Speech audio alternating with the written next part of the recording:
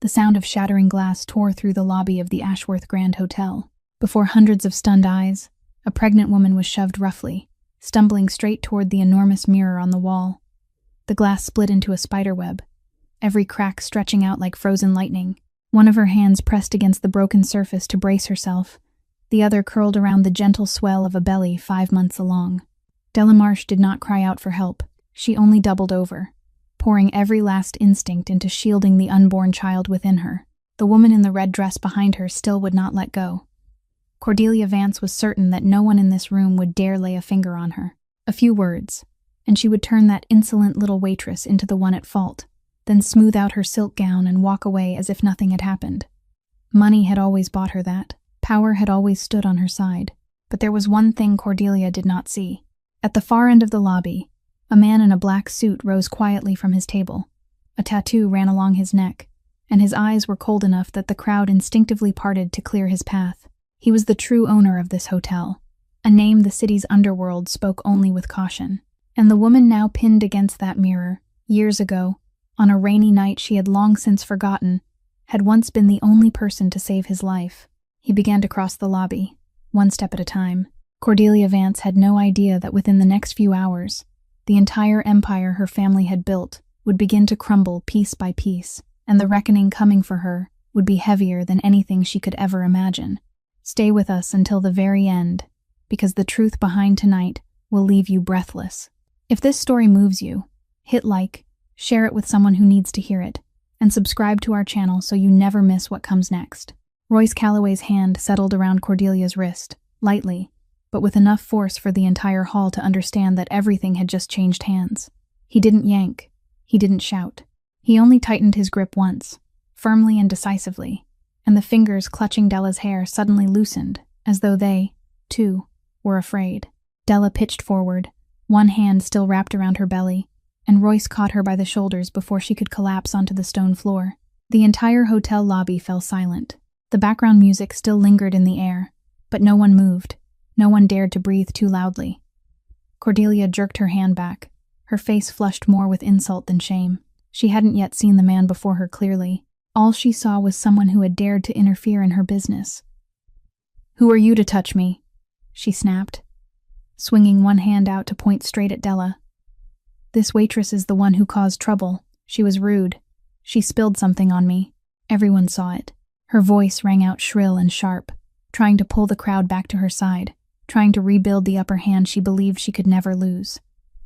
Royce didn't look at her right away. He turned to Della and lowered his voice until it was just loud enough for her to hear. "Sit down here. Slowly. Don't stand up." He guided her to the nearest velvet-upholstered chair, carefully, as though he were holding something fragile. Della sat down trembling, both hands pressed against the curve of her belly, and the first words that broke from her lips weren't a complaint, weren't a cry of resentment. "My baby," she whispered, her eyes reddened with fear. "Is my baby all right?" Just those 3 words alone seemed to choke the entire hall into stillness. A woman standing near the front desk lifted a hand to cover her mouth. Someone quietly took out a phone. Above them, the small red light of the security camera blinked steadily, coldly, recording everything. Royce lifted his head, and this time he looked straight at Cordelia. There was no rage in his eyes, no shouting fury, but that gaze made her step back half a pace before she even realized she had moved. "Call medical help," he said, not raising his voice, yet every word fell like stone. "Call them now." The 2 security guards who had been standing frozen finally snapped awake. One immediately pressed his radio, while the other ran toward the door. From the corridor, a middle-aged woman in the gray suit of hotel management hurried over, her sharp eyes sweeping once across the scene. It was Mrs. Petrova, the restaurant manager, a woman who had worked at the Ashworth Grand long enough to understand that some kinds of trouble couldn't be settled with money. She recognized Royce, and when she did, the color of her face changed completely. She gave a slight bow and said, "Mr. Calloway," then turned and gave the staff firm orders. "Clear the way. Keep the guests calm. Don't let anyone touch her." The name Calloway passed through the crowd like a cold wind. A few people began to whisper. Others turned pale. Cordelia still didn't understand what was happening, but she began to feel that something was wrong. Why was everyone looking at her that way? Why had the manager bowed to the man who had dared to touch her? At that moment, Through the revolving door, a man in a dark suit hurried in, still holding his phone in one hand, calling Cordelia's name with irritated impatience. It was Harlan Vance, her fiancé, the man who had just stepped away from a call to come looking for his future wife. "What trouble have you caused now?" he grumbled. But before the sentence was finished, his gaze landed on the man standing beside Della. Harlan froze in the middle of the lobby. His entire face went white in an instant, as though he had just seen a sentence handed down against him. That man, the man whose contract he had eagerly prepared documents for that very morning, the man he had waited weeks to meet because the deal could change his life, was the very one standing there now, quietly shielding the woman his future wife had just attacked. "Royce," he stammered. "Mr. Calloway, I didn't know." Royce slowly turned his head and looked at Harlan, and in that moment, all three members of the Vance family understood that this night wouldn't end the way they had imagined. As Petrova directed the staff to clear a path, and the crowd slowly began to spread out, Royce lowered himself onto one knee beside the chair where Della was sitting, trying to steady her with his calm, deep voice. "Breathe slowly. Medical help is almost here," he said. Della gave a weak nod, her hand still pressed to her belly, and when she lifted her face to answer him, she breathed out a sentence she didn't even seem to notice herself saying. "Thank you. You don't need to trouble yourself over me." Those words, the way she placed apology before her own pain, made Royce go still. He had heard that somewhere before. Not the exact words, but that voice, that rhythm, that strange patience of someone who always worried about others before herself. His eyes lowered to her hand, the hand resting against the curve of her belly, and on the back of her right hand was a small crescent-shaped scar, faded by the years. Royce's heart seemed to miss a beat. He had seen that scar before. He had once held that hand. The noisy world around him suddenly receded, and for one brief moment, he was no longer in this glittering hotel lobby. Many years earlier, on a night when rain poured down at the edge of the city, a young man had collapsed beside a dark alley, a deep injury staining his shirt, his breath coming in broken fragments. Behind him came the footsteps of men hunting him, the beams of their flashlights sweeping wildly through the curtain of rain.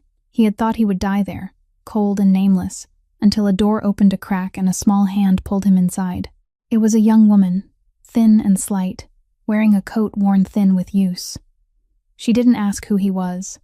She didn't ask why he was hurt. She didn't ask who those men were. She only locked the door in silence, turned off the lights, pulled him into a shadowed corner, then took a clean piece of cloth and pressed it against his painful wound. When the footsteps stopped right outside the door, she stood between him and danger, holding her breath, one hand still pressing the cloth tight to stop the blood, and it was during that struggle with the bandage that a shard of broken glass on the floor cut a crescent-shaped wound across the back of her hand. She didn't make a sound. She only clenched her teeth and stayed silent until the footsteps outside drifted away, then vanished completely. The next morning, when he woke, she had left a cup of warm water beside him and disappeared before he could even ask her name. He searched for her for many years after that, but the city was too vast, and that girl had seemed to dissolve into the rain. Back in the present, Royce was still kneeling there, staring at the scar on Della's hand, and inside his chest rose a feeling he had believed had been dead in him for a very long time. It was her, the girl from that rainy night, the one who had saved his life without needing to know who he was, without asking for a single word of thanks, then quietly walked away. For all these years, he had built an empire, had planted fear and caution throughout the underworld, and yet the only person who had ever reached out to him when he was nothing at all was sitting here now, carrying a life inside her, after someone had just forced her head toward a mirror right in front of his eyes. Royce tightened his jaw, a cold anger rising in his gaze, but he didn't let it show in front of her. He only asked softly, his voice rough in a way that didn't sound like him at all. "What's your name?" "Della," she answered, unable to understand why this strange man was looking at her with such an unusual expression. "Della Marsh." She looked at him without the slightest recognition. To her, he was only a powerful gentleman who had happened to step in and help, a stranger in the middle of the crowd. She had no idea that the man kneeling before her had owed her his life for all those years, and that fate had just closed a circle that both of them, in very different ways, had never truly forgotten. The hotel medical team arrived only a few minutes later, pushing a stretcher and carrying a first aid bag. They knelt beside Della, asked her a few short questions about the pain, about the baby's movements, then gently helped her up. Royce rose to his feet and ordered one of Mrs. Petrova's people to go with her all the way to the ambulance and not leave her side for even half a step. Della looked back at him once, her eyes filled with gratitude and confusion. Then she was taken out of the lobby. Only after her figure had disappeared beyond the doors did Royce slowly turn around, and this time, all of his deadly calm gathered toward the two Vances. Cordelia was still trying to hold on to her defiant expression, but her hands had begun to clench tightly together. Harlan looked like a drowning man, stammering as he searched for words. "Mr. Calloway, this is only a misunderstanding. My fiancé just has a bit of a temper. We still have the contract. We can still sit down and talk." Royce didn't answer at once. He took one slow step forward, and both Harlan and Cordelia instinctively stepped back. "I've read your file," Royce said, his voice even and cold as frozen water. "I was prepared to sign tomorrow morning. I was going to put enough money into your company to save it from bankruptcy." He paused for a beat, his gaze passing over Cordelia before returning to Harlan. "But I just witnessed the way your family treats a defenseless woman, and someone who is willing to trample on those weaker than themselves is also willing to trample on anyone, including a business partner." Harlan went deathly pale, then quickly turned toward his future wife, his face twisting with panic. "This is your fault," he snarled. "All of this is because you couldn't control yourself. You've just destroyed everything I built." Cordelia stared wide-eyed at the man who, only moments earlier, had been her support, unable to believe he could turn on her so quickly. "You dare blame me," she hissed, but her voice had already lost the triumphant sharpness it had carried at first. Royce cut them both off with one sentence. "The contract is terminated." Those words dropped into the lobby like a steel door slamming shut. Harlan staggered as though his spine had been pulled out of him. "Mr. Calloway, please. My company will collapse without this investment. Hundreds of people will lose their jobs. Please reconsider."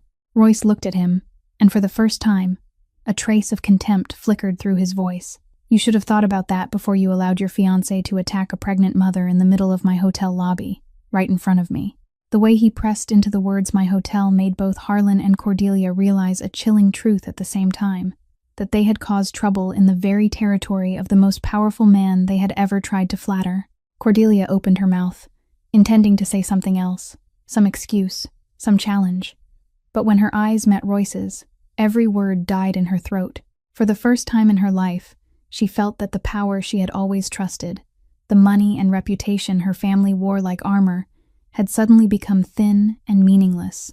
The man before her didn't shout, didn't threaten, didn't need to do anything at all, and yet his presence alone was enough to make the whole room tilt toward him. This was something her money had never been able to buy. Royce turned and walked away, leaving the two Vances rooted in the center of the lobby beneath the searching eyes of the guests. Before he disappeared completely, he stopped beside Mrs. Petrova and quietly gave her a few instructions. "Keep all the camera footage from tonight, back it up. Don't let anyone delete or alter a single frame." Mrs. Petrova nodded, and in that moment, though no one had said it aloud, Cordelia dimly sensed that this night, the one she had believed was entirely under her control, was in fact only the beginning of something far larger waiting to come crashing down. The hospital room on a high floor of the central hospital was far quieter than the chaos that had just passed. Beside the bed, a fetal heart monitor gave off steady, rhythmic sounds, and each beat that rang out made Della breathe a little easier. The doctor had examined her carefully and told her in a reassuring voice that the baby was still fine. The heartbeat was strong, but she needed several days of absolute rest and had to avoid all stress and any physical impact. Della nodded, placing her hand over her belly, silently thanking heaven and earth that the most important thing was still safe. But the moment her fear for the child began to ease, another worry immediately took its place. She looked around the clean, comfortable private room, looked at the expensive equipment, and her mind began to calculate. She worked as a waitress, and her wages were only barely enough to carry her from one month to the next, saving every dollar she could for the day she would give birth. Even one night in a room like this was far beyond anything she could afford. When a female nurse came in to check on her, Della timidly asked about the cost, trying to keep her voice calm, though she couldn't hide the strain in it. The nurse flipped through the file and smiled. "You don't need to worry about that. The entire hospital bill has already been paid in full." Della froze. Who paid it? She asked, a feeling she couldn't describe rising inside her. The nurse shook her head. That person wanted to remain anonymous and only said that you should feel at ease and receive treatment. She should have felt relieved, but instead Della felt her heart sink. Her whole life, she had been used to taking care of herself, used to owing no one anything, and that self-respect was the one thing that had helped her stand through so many storms. An unnamed debt, a kindness whose source she didn't know, wasn't salvation to her, but a burden that left her uneasy. She said softly to the nurse, "Please tell me how much I owe. I want to pay it myself. I'm not used to accepting something I can't repay." At that exact moment, the door to the room opened, and Royce stepped inside, still in his dark suit, still carrying that calm presence that seemed to make the air around him settle. The nurse gave a slight bow and withdrew. Della recognized him at once, the man who had helped her in the hotel lobby, and she quickly sat up straighter, flustered. "You," she said. "You didn't need to come all the way here. I'm fine now. Thank you for earlier." Royce pulled a chair closer but didn't sit too near her. He kept a courteous distance, as though he understood that this woman needed a space of her own. "What happened took place in my hotel," he replied, his voice composed. "So I have a responsibility to make sure you're properly cared for." It was a gentle lie, a veil he deliberately let fall between them, because he knew that if he told her the truth now, it would be even harder for her to accept. Della was silent for a moment, then looked straight at him, her eyes still tired but strangely firm. "Were you the one who paid my hospital bill?" Royce neither confirmed nor denied it. He only answered, "Don't worry about that. What matters right now is that you and the baby are healthy." Della shook her head, her lips pressing together. "I'm grateful for what you've done, truly, but I can't accept such a large amount of money from a stranger. I'll find a way to pay you back, no matter how long it takes." There was no weakness or shame in her voice, only the quiet pride of someone far too used to standing on her own 2 feet. Royce looked at her, and inside him rose an emotion he couldn't quite name, because it was that very strength, that very way she refused pity even when she was at her lowest, that made him remember all the more clearly the girl from years ago, who had saved him, and then quietly turned away without needing a single thing in return. Royce stayed beside the hospital bed a while longer, silently watching the woman who still insisted on paying back money she didn't have. That stubborn strength should have irritated him, because very few people dared refuse anything he offered. But in Della, it stirred a distant memory he had buried very deep. "You know," he suddenly said, his voice sinking lower, "my mother used to be like you. She always wanted to carry everything herself, and never wanted to hold out her hand and ask anyone for anything." Della looked up, a little surprised, because she hadn't expected a cold, powerful man like him to speak of his mother with such tenderness. Royce wasn't looking at her. His eyes were turned toward the window, where the city lights shimmered far away. "She once worked as a servant in a grand mansion," he said, slowly, each word seeming carefully chosen. "She worked herself to exhaustion from early dawn until late at night, cleaning, cooking, serving people who believed they had the right to treat her as less than an object." He paused for a beat, his jaw tightening slightly. Some of them enjoyed watching others lower their heads. They enjoyed the feeling of trampling on someone who couldn't fight back, just to prove they stood above them. "My mother endured that for many years, patiently, silently, because she had no other choice, because she had a child to raise." Della listened, her heart tightening, because in the story of this unfamiliar man, she saw the faint reflection of her own life. All the times she had been forced to bow her head and swallow humiliation in order to keep her job, in order to have money for the child soon to be born. "Why are you telling me this?" she asked softly. Royce turned back to look at her, and in those eyes that were usually as cold as ice, there flickered a different kind of light. "Because I want you to understand," he replied, "that when I see someone powerful raise a hand against someone weaker, I can never stand still and watch. I saw my mother come home too many times with red eyes and no words. I once knew what it felt like to be helpless, because I was too young to protect her. When I grew old enough, I promised myself I would never let myself fall into that helplessness again, and I wouldn't fold my arms and stand by when I saw someone treated the way my mother had been treated." That was why he had been there in the hotel lobby that night. That was why he couldn't simply walk past when he saw a pregnant woman being forced down in front of a crowd. Della stayed silent for a long while, then said quietly, "I'm very sorry for what your mother went through, and I'm glad she had a son who still remembers her that way." Royce nodded and didn't answer, but something inside him had been awakened. He didn't tell her that the woman who had saved him on that rainy night years ago had carried that same quality. The quiet resilience of people at the very bottom who still didn't lose their self-respect. He couldn't say it yet. Not now. He only stood, straightened the front of his suit jacket, and before leaving, he stopped by the door and looked back at her once more. "Rest until you're truly well," he said. "Everything else can wait. As for the hospital bill, if it keeps you from feeling at ease, then consider it a debt, and someday you can repay it in your own way." Della watched him disappear beyond the door, her heart tangled with thoughts. She didn't understand why a man like him would care so much about a poor woman like her, and she couldn't possibly know that the invisible thread tying the two of them together had been knotted many years earlier, on a rainy night she had forgotten, while he had remembered it forever.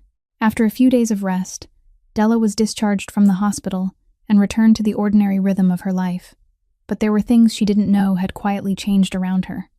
Mrs. Petrova suddenly began assigning her lighter shifts, keeping her away from crowded areas and banquet tables where trouble could easily arise. When she came home late from work, there was always a car parked silently at the corner of the street, and the driver only left after seeing her step safely through the door of her boarding house. Della thought it was coincidence, or perhaps a new hotel policy. She couldn't imagine that Royce had arranged it all, quietly weaving a net of protection around her without letting her feel that she owed anyone anything. He didn't appear often, but now and then, he would stop by the restaurant during quiet hours, sit in a hidden corner, and watch her work from a distance, only to make sure she was still all right. One rainy afternoon, when Della finished her shift and was struggling in the parking lot because the chain on her old bicycle had slipped loose while the rain was pouring down, Royce happened to pass by. He stopped, took off his coat and laid it over the bicycle frame, then, without saying much, bent down and fixed the grease-covered chain for her, with the same hands that were used to signing million-dollar contracts. Della hurriedly tried to stop him. "Don't do that. Your hands will get dirty. I can manage it myself." But Royce only looked up, the corner of his mouth touched by a rare hint of a smile. Sometimes people need to let someone else lend a hand. Not every debt has to be repaid with money. Those words made Della freeze. She looked at the man kneeling beside a puddle, his white shirt stained, his hair damp with rainwater, and for the first time, she saw something in him completely different from the frightening coldness the whole city whispered about. People said he was the kind of man who made the entire underworld tread carefully, and yet here, in this ordinary, rainy afternoon, he was bending down to repair an old bicycle for a poor waitress, asking for nothing, displaying nothing. When he finished, he stood, wiped his hands on a paper towel, then let her go first and told her to get home safely. Della rode away through the rain, her heart tangled with an emotion she couldn't name, a strange warmth she hadn't felt in a very long time. She didn't know that from the moment Royce had stepped forward to protect her in the hotel lobby, their two worlds, once separated by an almost impossible distance, had begun to touch. And she also didn't know that this closeness had already fallen under the eyes of people who meant no good at all. Not far away, in a dark room overlooking the city through thick glass, an older man sat behind a large wooden desk, slowly turning a glass of liquor in his hand as a subordinate placed several photographs before him, photographs of Royce bending down to fix Della's bicycle. It was Lincoln Brandt, an underground power who had quietly fought Royce for territory for many years. A man who had always waited for one opening to bring down the rival he had never been able to subdue. He picked up one photograph, narrowed his eyes at the woman's face in it, then smiled faintly, his expression full of calculation. "For so many years, Calloway hasn't had a single weakness," he murmured, almost as if speaking to himself. "And now he's finally revealed a soft place." He set the photograph down on the desk, his finger tapping lightly on Della's face, and in his eyes gleamed a coldness more terrifying than hatred. "Find out everything about this woman for me," he ordered. "Sometimes, when you want to bring down a sturdy tree, you don't cut into the trunk. You find its weakest root." In the days that followed, Della tried to return to work as though nothing had ever happened, but she soon realized that everything was no longer the same. The night in the hotel lobby had become a subject of gossip everywhere, and even though she was the one who had been hurt, the whispers didn't stand on her side. Each time she carried a tray past the kitchen or the staff changing room, the murmuring would fade, then fall silent altogether, only for a few eyes to follow her with hidden meaning. Some people were curious, Some pitied her, but there were also more than a few who were jealous. They whispered among themselves that the dirt-poor waitress had somehow caught the eye of the true owner of the hotel himself, that there must have been something shady behind it for a man as powerful as Mr. Calloway to personally step in and protect her that way. Those poisonous rumors clung to Della like invisible thorns, and though she knew they weren't true, there was nothing she could do to explain herself. All she could do was lower her head and work even harder, taking on the heavy tasks that others avoided, as if she wanted to prove that she remained here through her own sweat and effort, not because of anyone's special favor. But her body was no longer hers alone. The pregnancy had entered its 6th month, and her growing belly made every step heavier. Her legs swelled after long shifts, and by the end of each day, her back ached so badly that she wanted nothing more than to collapse. And yet she kept going, kept smiling at the guests, kept carrying heavy trays of food up flight after flight of stairs, because she understood that she had no right to rest. Every dollar she earned now wasn't only to keep herself alive, but to prepare for the day her child came into the world, so that her baby wouldn't have to be deprived from the very first breaths of life. On some evenings, when the restaurant had emptied of guests, Della would quietly sit down in a hidden corner, place her hand over her belly, and breathe deeply to push back the exhaustion rising inside her. She told herself that she only had to try a little longer, that if she could just get through this stretch, everything would be all right. Mrs. Petrova sometimes looked at her with worried eyes and more than once gently reminded her not to overwork herself, but Della only smiled, thanked her, and went on. She didn't want anyone to be troubled because of her, and she didn't want to be seen as someone leaning on other people's pity. Yet the pressure didn't come only from the gossip or from her worn-out body. In the air, there seemed to be something smoldering that she couldn't name, a vague unease that clung to her like a silent shadow. A few times, she felt as though someone was watching her, an unfamiliar gaze flickering through the crowd before vanishing, a figure lingering too long on the street corner across from her boarding house. She comforted herself by thinking it was only fatigue making her suspicious, that she was worrying too much. She couldn't know that her instinct wasn't without reason, that from hidden corners she couldn't see, cold eyes were quietly watching her every step, every habit, every weakness, patiently waiting for the right moment. Della continued to push through each day with the burden on her shoulders and the fragile belief that the worst storms had already been left behind, never knowing that the real tempest had only just begun to move in, and this time, it was aimed straight at the most precious thing she was struggling day and night to protect. The collapse of the contract had driven Harlan Vance into a corner, and a desperate man was willing to do anything to recover what he had lost. When Lincoln Brandt quietly came to him with an offer, Harlan didn't hesitate. Two men who had never liked each other suddenly found common ground in one thing, their hatred for Royce Calloway, and the name that tied them both to that hatred was none other than Della. Brandt had investigated carefully enough to understand that this poor waitress was the soft place he had been searching for all this time, and to reach her, he didn't need violence. He only needed to destroy the most precious thing she still held, her honor. The plan was laid out with meticulous cruelty. Among the hotel staff was a storeroom manager who had been reprimanded by Mrs. Petrova many times for his dishonesty, a man nursing resentment and drowning in debt. Brandt's people came to him, placed enough money on the table to erase every hesitation in his conscience, and in return, he only had to do one thing: build a story. One afternoon, when Della was assigned to inventory work in the storage area behind the restaurant, a secluded place where the security cameras couldn't reach, the trap began to close. The storeroom manager took an expensive watch and a stack of cash that a wealthy guest had left for safekeeping, then secretly hid them inside the old handbag Della had left in the changing room. At the end of the shift, when the guest reported the missing property, he immediately raised his voice and pointed all suspicion toward the waitress who had just left the storeroom, the only person who had been there throughout the afternoon. The search took place right in front of everyone, and when the watch and the cash were pulled from Della's own bag, the whole room seemed to fall dead silent. Della stood frozen, her face drained of color, her lips trembling for a long time before she could finally speak. "It wasn't me. I swear I never touched these things. Someone put them in my bag." But the evidence was lying right there in plain sight, and her explanation dissolved among the doubtful eyes and whispers that had been waiting for a long time.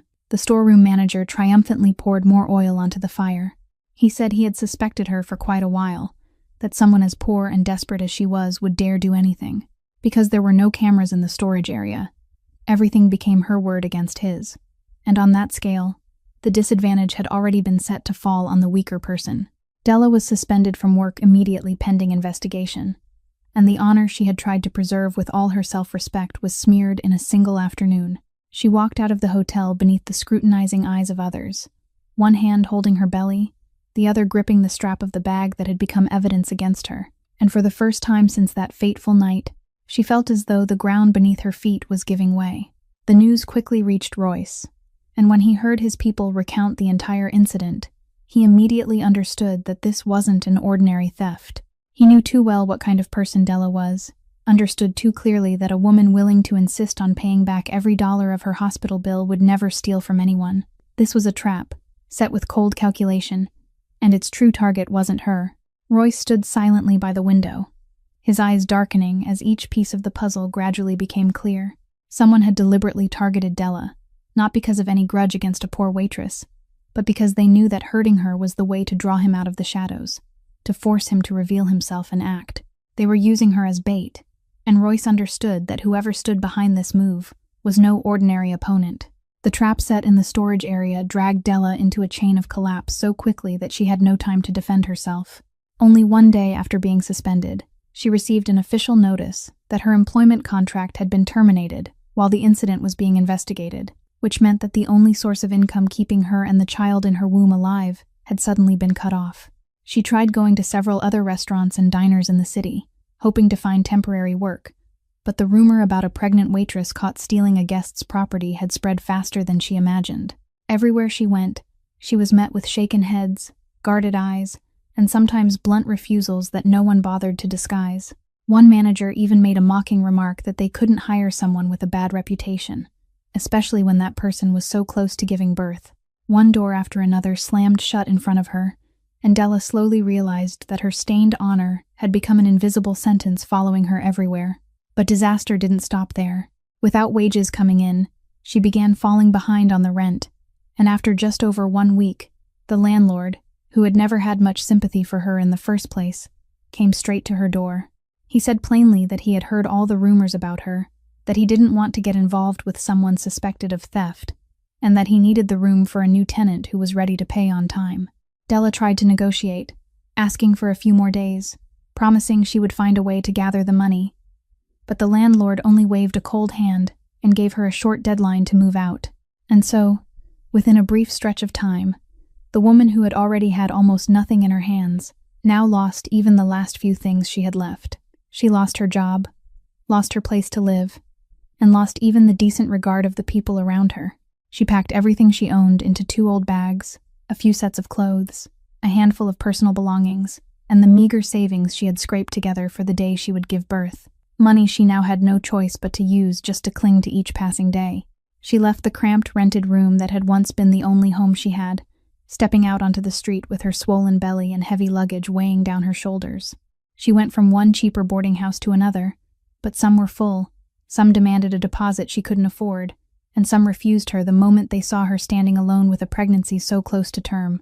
On the first night she had nowhere to go, she could only curl up on a bench in the waiting area of the bus station, holding both bags tightly in her arms, silently watching the stream of people passing back and forth.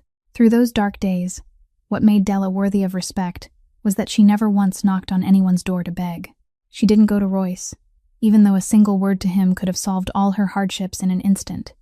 She didn't pour out her misery to Mrs. Petrova. She didn't complain to any of the few acquaintances she still had left. Self-respect had sunk so deeply into her, like a part of her own blood and flesh, that it wouldn't allow her to turn herself into a burden or an object of pity. She endured in silence, struggled in silence, knocking on door after door by day to ask for work, even though she already knew most hope was useless, then searching by night for a hidden corner sheltered from the wind, where she could close her eyes for a little while. People watched her pass by, a pregnant woman quietly dragging her belongings through the cold streets, never knowing that behind that exhausted figure was a will that had not yet fallen, and no one knew that from the darkness there were still eyes following every step she took, noting every place she stopped, patiently waiting for the right moment to strike. That night, Della found a cheap, rented room on the edge of the city, a tiny room with stained walls and a window that couldn't shut out the wind, but at least it was a roof over her head for the night. She sat with her back against the old bed frame, pulled the thin blanket over her legs, which were swollen after a long day of dragging herself from place to place, and in the stillness of the darkness, she placed both hands over the curve of her belly. The baby moved softly, a gentle kick against her palm, and that tiny motion alone made her eyes sting. "My sweet child," she whispered into the night, her voice trembling yet strangely tender. "Do you know that today you kicked so strongly? I know you're still here with me, still healthy, and just that is enough to give me courage."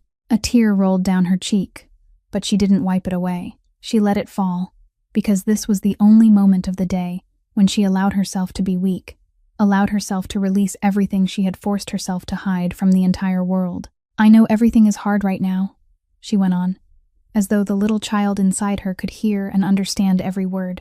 "You and I have nothing in our hands. We don't have a place to call home.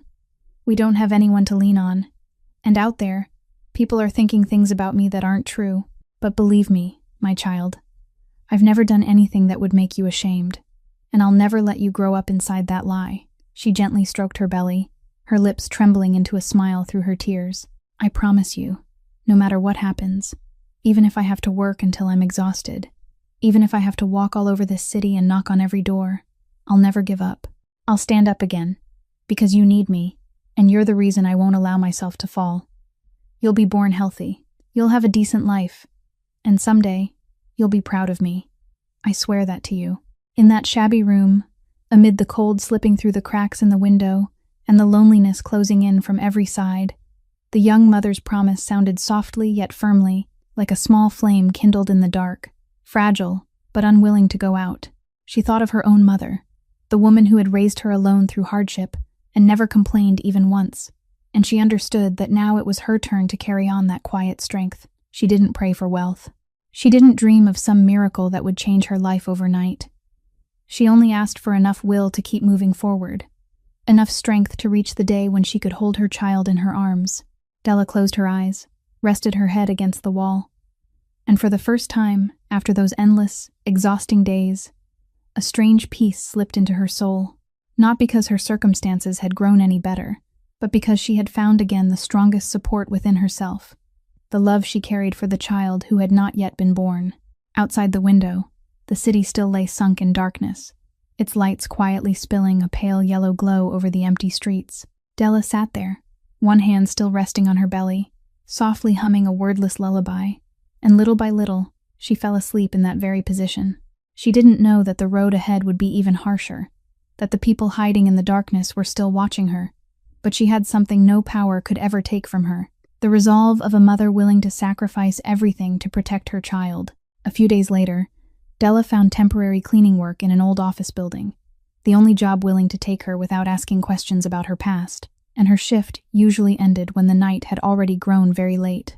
That evening, as she passed through the underground parking garage in the basement to reach the bus stop, the dim yellow lights flickered above her, throwing her shadow long and thin across the cold concrete floor. The space was empty, with only the echo of her own footsteps coming back to her. And then suddenly, from behind the rows of pillars, 3 burly figures stepped out and blocked her path. Della froze, instinct making her step backward as one hand moved to protect her belly. "Who are you?" She tried to keep her voice steady, though her heart was already pounding hard. "What do you want?" One of the men stepped forward, a faint, threatening smile on his face. "Don't be scared. We just need you to help us with one small thing." He said that as long as she agreed to come forward as a witness and claim that Royce Calloway had forced and threatened her, that he was the one behind all her troubles, not only would every theft accusation against her be erased, but she would also receive enough money to live comfortably with her child. Della understood at once what this was. They wanted to turn her into a pawn, to bring down the man who had helped her. They wanted her to trade a lie for the chance to falsely accuse her benefactor. She shook her head, her voice trembling but firm. "I'll never do that. Mr. Calloway has never done anything to harm me. I can't slander a decent man in exchange for money." The smile vanished from the man's face, replaced by a cold, threatening look. "You should think carefully," he hissed. "A woman like you doesn't have many choices, and you still have to think about that baby in your belly." They began closing in around her, pressing her step by step toward a hidden corner of the garage. Della backed away in panic, her back hitting the side of a car, leaving her with nowhere to run. As she desperately searched for a way out, Her foot caught on the concrete curb and she fell to her knees, barely managing to brace herself with her hands to protect her belly as a frightened cry broke from her throat. At that most desperate moment, the sharp screech of tires echoed through the basement. A black car rushed in and braked hard. The doors flew open, and Royce and several of his men sprang out with lightning speed. He had assigned people to quietly follow and protect her from a distance, and when he received an abnormal signal, he hadn't delayed for even 1 second. With decisive and coldly controlled movements, Royce and his men subdued the hired thugs in the blink of an eye, neutralizing them one by one, shoving them face first onto the concrete floor and pinning them down. The 3 men who had been so aggressive only moments before now cowered helplessly, completely outmatched by him and his people. Royce wasted no words on them. He only released 1 sentence, cold as ice. "Tell whoever sent you that if he dares touch her one more time, I won't show mercy." Then he turned sharply, and all the hardness on his face vanished when he saw Della sitting curled on the ground. He immediately knelt beside her, supporting her shoulders with a gentleness almost impossible to believe. "Are you hurt? Does anything hurt? How's the baby?" Della lifted her face to look at him, and in that moment, through her tears, she truly saw the man before her for the first time. She saw a powerful man who could make large, brutal men submit in only a few seconds, but also that very same man trembling with worry for her and her child. Terror and tenderness, strength and compassion, all of it blended within the same person, and Della suddenly understood that the one who had been silently watching over and protecting her all this time wasn't merely a stranger who had happened to cross her path, but something far greater than she had ever imagined. Royce helped Della into the car, carefully settled her into the back seat, then signaled for the driver to take her to the hospital so she could be checked just to be safe. He sat down beside her, and beneath the flashes of streetlight spilling through the glass, he noticed that her hands were still trembling. Della tried to steady herself, then said softly, "I don't understand. Why did those men want me to falsely accuse you? And why do you always appear at the right moment to save me? You've already done too much for a stranger like me." Royce was silent for a long while. His eyes turned toward the window as though he were weighing something he had kept hidden in his heart for so many years. Then he slowly turned back to look at her, and for the first time, there was a rare tremor of emotion in his usually composed voice. "You truly don't recognize me?" he asked quietly. Della shook her head in confusion, not understanding what he meant. Royce drew in a deep breath, then said, "Many years ago, there was a man who was badly wounded, trapped with nowhere left to run on a rainy night. And when he thought he wouldn't survive, a girl opened a door and pulled him inside, bandaged his wound, and hid him from the men hunting him. That girl didn't ask who he was. She didn't fear being dragged into danger herself. She simply saved a life in silence, then left without needing even 1 word of thanks." Della went still, her eyes slowly widening as distant memories began to rise inside her. "That man," Royce continued, his voice trembling slightly, "was me. And the girl who saved me that night, the one I searched for all these years and could never find, was you, Della."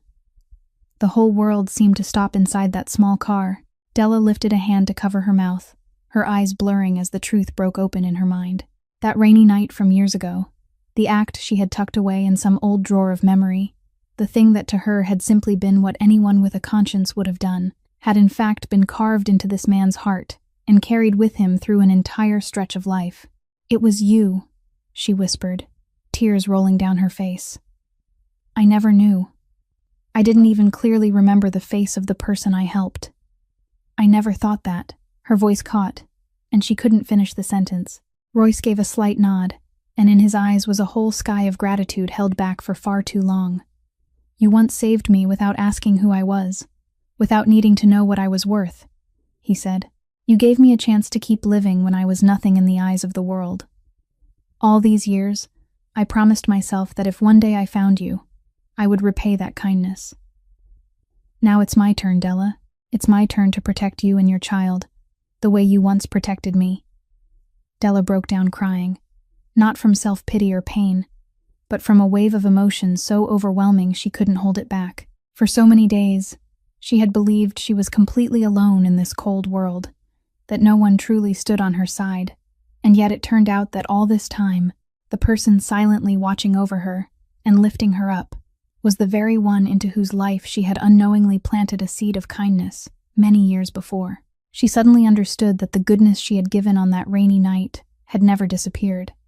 It had only traveled a very long road in silence before returning to her at the exact moment she needed it most. She looked at Royce, and for the first time since she had known him, she no longer saw a distant benefactor or a powerful man to be wary of, but a human being with a heart that knew how to remember and cherish. Inside the car, as it moved quietly through the city night, two people once bound together by fate with an invisible thread finally recognized each other, and something warm began to grow between them. The examination results at the hospital showed that both Della and the baby were safe after the fall, and that made her breathe out in relief. But when she left the hospital, another problem appeared before her eyes. She no longer had anywhere to go. After Royce learned the truth of her situation, that she had lost her job, lost her place to live, and had been wandering for days without breathing a single word of it, he quietly offered to arrange a safe place for her, a proper apartment where she could rest peacefully until the day she gave birth. He said he didn't want her spending even one more night out on the streets, especially in her current condition. It should have been an offer that anyone in her circumstances would have accepted with joy. But for Della, it stirred up a struggle inside her heart. She stood still for a long time, her hands gripping the strap of her old bag, her eyes full of hesitation. One part of her longed to nod, to have a roof over her head, shelter from the rain and sun, a place to rest after days of exhaustion, not for herself, but for the child growing inside her day by day. But another part of her, the proud part that had followed her through her whole life, kept rising up in protest.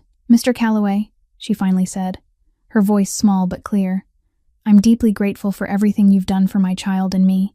I truly am, but I'm afraid that if I accept even more help from you, I'll never be able to repay it all. I don't want to become a burden, and I don't want you to help me only because you feel indebted over what happened years ago." Royce looked at her, and he understood that the struggle inside her wasn't meaningless stubbornness, but an expression of the dignity that had made him respect her from the very beginning. "Della," he said slowly, "I'm not helping you out of pity, and not only to repay an old debt. You've shown me who you are. Even when you were pushed to the end of your road, you still refused to lie in order to harm me, even though one nod would have changed your life. A woman like you deserves help, not because you're weak, but because you're strong." Della lowered her head, her heart tangled and unsettled. She thought of the nights curled up at the bus station, thought of the cold and the fear that had surrounded her, and then she placed her hand over her belly, where her tiny child was sleeping peacefully. She realized that pride, no matter how precious, couldn't shield her child from the dangers outside. There were times when true strength didn't lie in facing everything alone, but in knowing how to accept a hand offered with sincerity. "I'll accept your help," she finally said softly, "but I hope you'll understand one thing. I see this as something I'm borrowing, not as a gift. When I'm steady on my feet again, I'll work. I'll take care of myself and my child, and I'll repay you in my own way. I can't lose my self-respect, because that's the only thing I still have left to teach my child one day." Royce smiled faintly, a smile filled with understanding and respect. "I agree," he replied, "and I believe you'll do exactly what you say." In that moment, between two people separated by an abyss of status and circumstance, a quiet understanding had been built. Della realized that she hadn't lost her self-respect by accepting his offer, because he had given it to her not with the condescending charity of someone bestowing a favor, but with respect for someone he saw as an equal. The quiet days in the apartment helped Della recover somewhat, but the storms that had come crashing down on her one after another, the fall in the parking garage, the long nights of fear and exhaustion, seemed to have left deeper marks than she had realized. One night, when she was nearing the final month of her pregnancy, Della startled awake as unusual pains came over her in repeated waves. She tried to breathe through them, telling herself they might only be ordinary signs, but the pain grew fiercer with every passing moment, until she could no longer stand steadily. She reached for her phone and called the only person she could think of then. Royce arrived only minutes later, and when he saw her pale face covered in sweat, he didn't say another word. He immediately lifted her into the car and drove straight to the hospital. All the way there, he held her hand tightly, constantly reassuring her, "Hold on, we're almost there. You and the baby will be all right. Stay with me." When they reached the hospital, the doctors and nurses immediately took her into the special care unit, and the door closed, leaving Royce standing alone outside in the silent hallway. And then began the longest night in the life of that powerful man. He sat down on the waiting chair, his hands clasped together, his eyes fixed on the closed door at the end of the corridor. The entire city feared him. The whole underworld treated the Calloway name with caution. He held enough power and money in his hands to buy almost anything in this world. And yet now, sitting in this cold hospital hallway, he realized there were things for which all his power meant nothing. He couldn't step through that door, couldn't command fate, couldn't use his strength to seize safety for the 2 lives he was aching with worry over. For the first time in many years, the man who had always controlled everything felt utterly helpless. He rose, paced back and forth along the corridor, then sat down again, his eyes dark with exhaustion, but not for 1 second did they leave the door. Each tick of the clock passed slowly, stretching as though into eternity. There was a moment when he lowered his head, his shoulders, which had always seemed so steady, trembling faintly, and in the stillness of the night, one could see an entirely different Royce Calloway, not a cold crime lord, but only a man trembling with silent prayer for the safety of someone he cherished. He told himself that if he could have one wish, he would trade everything he had for Della and the baby to survive this night. Time kept moving, and when the first rays of dawn began to slip through the window at the end of the hallway, the door to the care room finally opened. A female doctor stepped out, her face tired but lit with relief. Royce sprang to his feet at once and hurried toward her, his eyes full of desperate pleading. "How is she? How is the baby?" he asked, his voice strained and unsteady. The doctor smiled gently. "Both mother and child have passed through the dangerous stage. Tonight was truly tense, but she's a very resilient mother. She fought with everything she had to keep her child safe. Now they both need rest, but you can feel relieved." Hearing that, Royce felt as though the 1,000-pound weight that had been crushing his chest all night had finally been lifted. He slowly closed his eyes, let out a long breath, and an emotion he had not allowed himself to show for far too long rose to the corners of his eyes.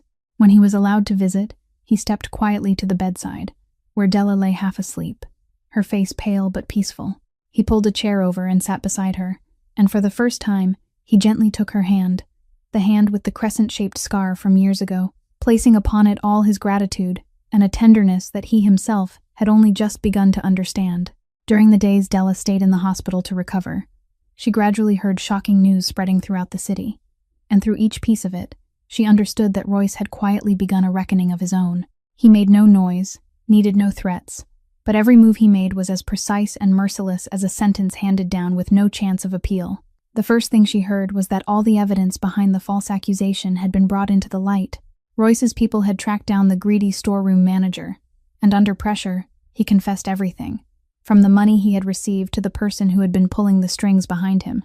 The recording of his confession, along with the suspicious money trail that had been traced backward, was delivered directly to the hotel management and to the places that needed to know. After only one night, the honor Della had once seen smeared was cleansed, and the truth that she had been the victim of a cowardly scheme was acknowledged by everyone. But that was only the beginning. Royce understood that the real man behind it all was Lincoln Brandt and his desperate ally, Harlan Vance, and he aimed straight at the thing they valued most, money and power. With his far-reaching influence in the financial world, he quietly tightened every source of strength they had. The loans Harlan's company had been counting on were suddenly denied. The partners who had once made promises withdrew one by one, and accounts tied to questionable transactions began to be frozen for investigation. The Vance family's business empire, already unsteady, now collapsed quickly like a tower built on sand. As for Lincoln Brandt, the man who had arrogantly believed he had found Royce's weakness, he never imagined that the very move aimed at Della would become the fatal mistake that pushed him into a corner. The territories he had spent so long building slipped from his hands one after another, and the men who had once followed him turned their backs when they realized he had angered the wrong man. Royce didn't need to resort to a single act of violence.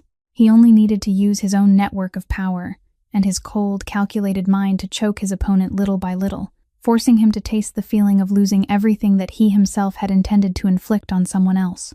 News of the fall of the two families spread like a warning through high society and the underworld alike, showing just how heavy the price would be for anyone who dared trample on someone vulnerable under Calloway's protection.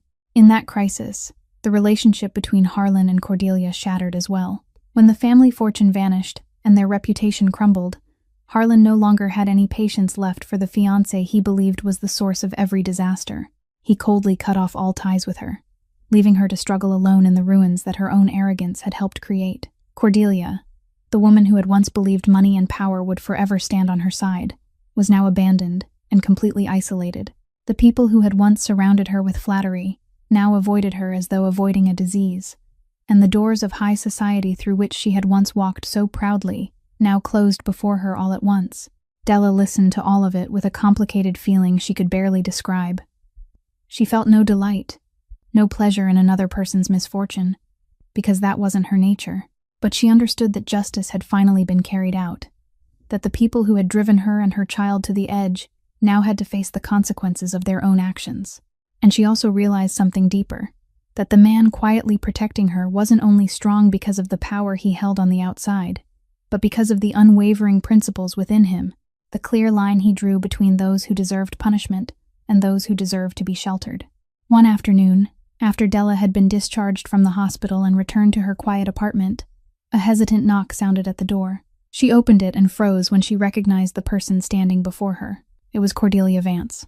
But this was no longer the arrogant woman in the dazzling red dress who had once forced Della's head toward the mirror. The woman standing there now looked worn down and hollow, her hair no longer carefully styled, her eyes sunken from sleeplessness, her body wrapped in clothes so plain they were almost hard to believe. All the glamour and arrogance from before had vanished, leaving behind only a person sinking in despair. Cordelia looked at Della, her lips trembling, and then the unthinkable happened. She slowly lowered her head. "I'm sorry," she said, her voice choking. "I know I have no right to come here, but I have nowhere else to go. I've lost everything. My family has turned their backs on me, my friends avoid me, and no one is willing to help me. You're the only person who can speak a word for me to Mr. Calloway. Please, just one word, please have mercy on me." Della quietly looked at the woman before her, the woman who had once caused her so much pain and humiliation. In that moment, if she had been someone else, perhaps she would have felt satisfied, watching the person who once trampled on her now bow her head and beg. But there wasn't even a trace of pleasure in Della's heart. She only felt a faint sadness and a strange compassion for someone who had destroyed her own life with her own hands. She didn't invite Cordelia inside, but she didn't slam the door shut either. She looked directly into Cordelia's reddened eyes and spoke in a calm voice heavy with meaning. "Miss Vance, do you know why everyone has turned away from you? It isn't because you lost your money or your status. It's because when you still held all those things in your hands, you used them to trample on others instead of lifting them up." Cordelia looked up, stunned. Della continued, "There are things that money, no matter how much of it you have, can never buy. Self-respect and kindness. I was once so poor I didn't even have a place to lay my head, but I never lost those two things, and they were what kept me standing when I had nothing left. As for you, you once had everything in your hands, but you had already lost those things long before you lost your fortune."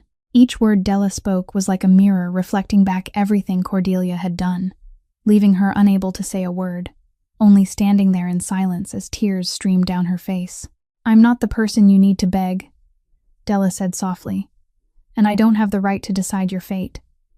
But if you truly want to begin again, then what you need isn't someone to speak on your behalf. What you need is to learn how to treat people with respect, no matter who they are or where they stand."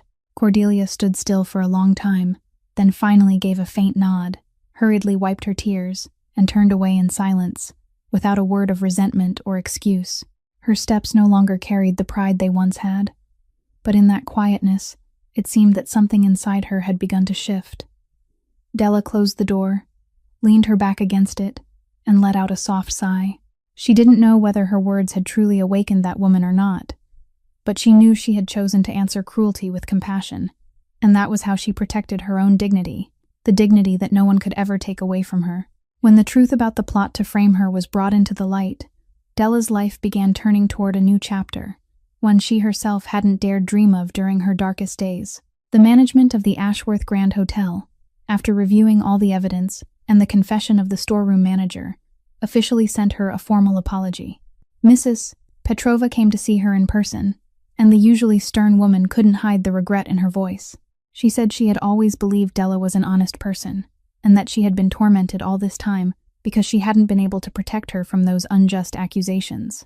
The hotel not only restored Della's honor publicly, but also offered to bring her back to work in a better position with treatment worthy of what she had endured, as a way to make amends for everything she had suffered. News that she had been cleared spread quickly, and the people who had once turned their backs on her, who had once whispered behind her back, now looked at her with completely different eyes, with respect mixed with guilt. Former co-workers came to apologize for having been too quick to believe the rumors, and Della, with the compassion that had always lived in her heart, accepted all of it without a word of blame. She understood that holding on to resentment would only make her own heart heavier, and she chose to let go so she could move forward with a peaceful soul. But what moved her most wasn't the restoration of her honor or her job, but the way the small community around her began to change. The story of a poor pregnant woman pushed to the edge, yet still refusing to lie in order to harm the man who had helped her, still holding fast to her self-respect even after losing everything, quietly touched many hearts. There were strangers who came only to express their admiration, and there were other single mothers who took her story as something to lean on, to believe that goodness would one day be repaid. Della realized that everything she had gone through, no matter how painful, had not been meaningless after all, because it had become a quiet reminder to those around her of the value of honesty and resilience. Della considered the hotel's invitation to return, and in the end, she decided to accept, but not immediately. She would come back after giving birth and after her health was strong enough to begin again. She wanted to stand firmly on her own 2 feet, wanted to prove that the place she held was earned through her ability and character, not through anyone's pity.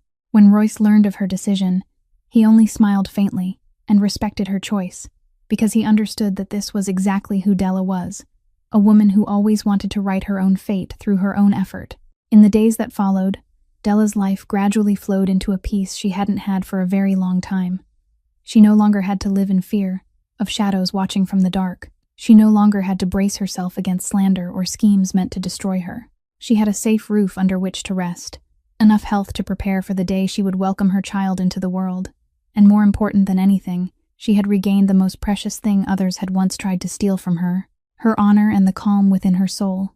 Every morning when she woke, she placed her hand on the large curve of her belly, smiled at the tiny life soon to be born, and felt her heart fill with a hope she had thought she had lost long ago. She knew there were still many things waiting ahead, but this time, she no longer had to face them alone. A few weeks later, on an early spring morning when warm, gentle sunlight poured through the window of the hospital room, the clear and healthy cry of a tiny new life rang out, marking the most sacred moment in Della's life. After all the storms she had survived, the child she had struggled day and night to protect finally came safely into the world, a healthy baby boy with rosy cheeks and a cry full of life. When the nurse placed the baby in her arms, Della lowered her head to look at him, and all the exhaustion, pain, and humiliation she had once tasted suddenly melted away, leaving only a pure happiness swelling in her chest. She gently pressed her little child against her heart, tears rolling down her cheeks while a radiant smile bloomed on her lips, and she whispered the tenderest words of love to him, telling him that he had come into this world safely, and that from now on, he would always be protected and loved by his mother.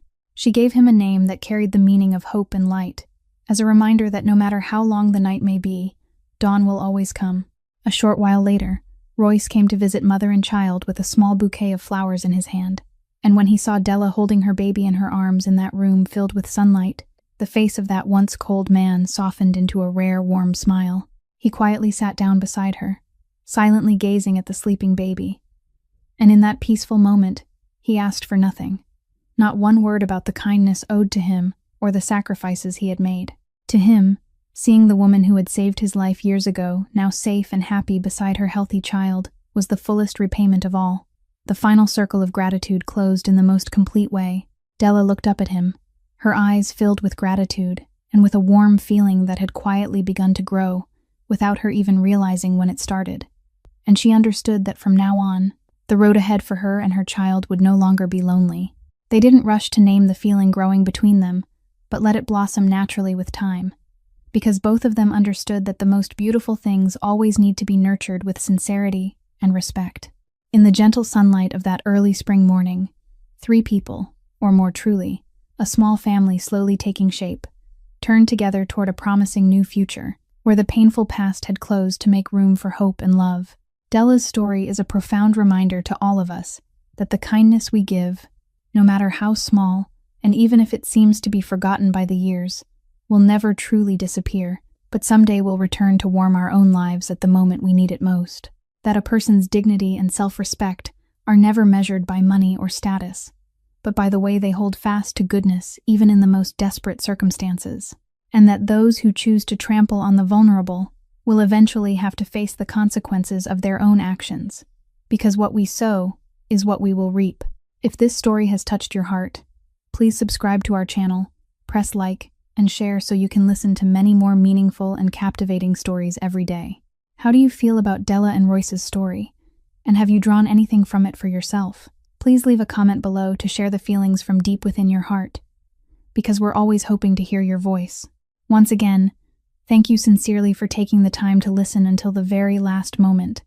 We wish you and your loved ones abundant health, a joyful, peaceful life, and love overflowing every day. Goodbye for now, and we'll see you again in the next stories.